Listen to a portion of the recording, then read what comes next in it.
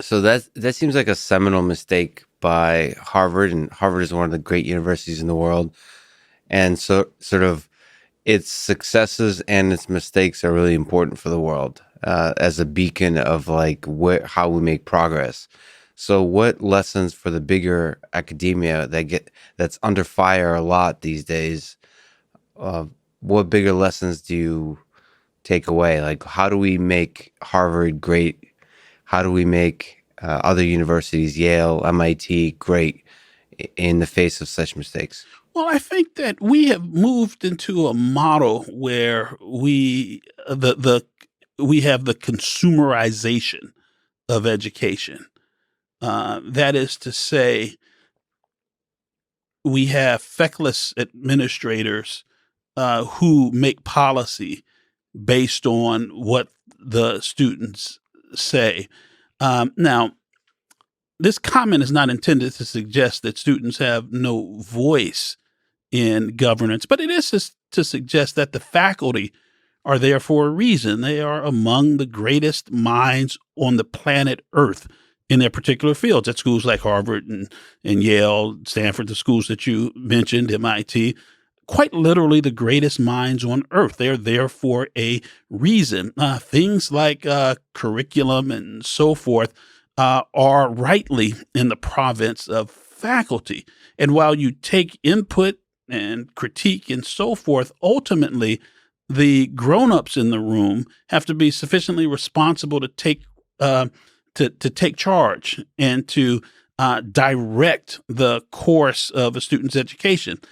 And my situation is one example where it really could have been an excellent teaching moment about the value of the Sixth Amendment, about what it means to treat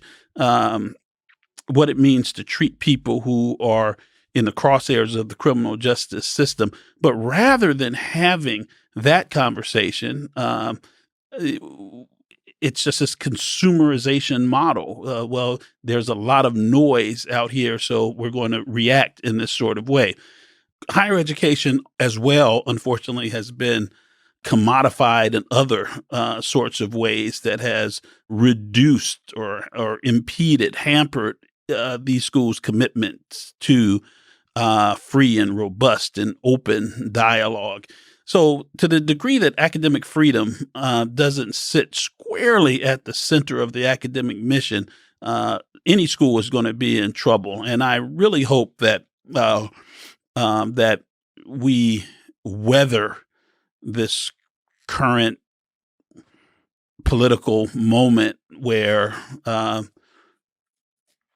19-year-olds without degrees are running universities and get back to a system where faculty, where adults make decisions in the best interests of the university and the best interests of the student, even to the degree though some of those decisions may be unpopular.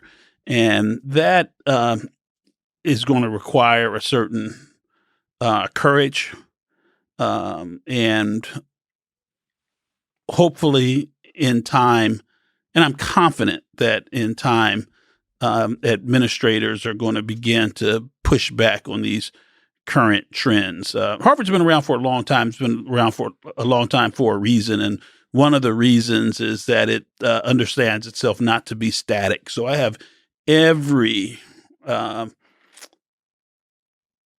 view that Harvard is going to adapt and get itself back on course and be around another 400 years. At least that's my hope.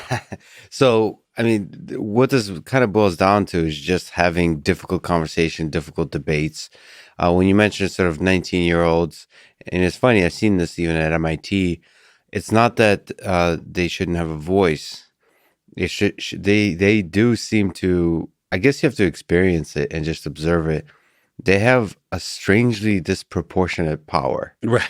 It's Right. very interesting to basically. I mean, you say yes, there's great faculty and so on, but it's not even just that the faculty is smart or wise or whatever.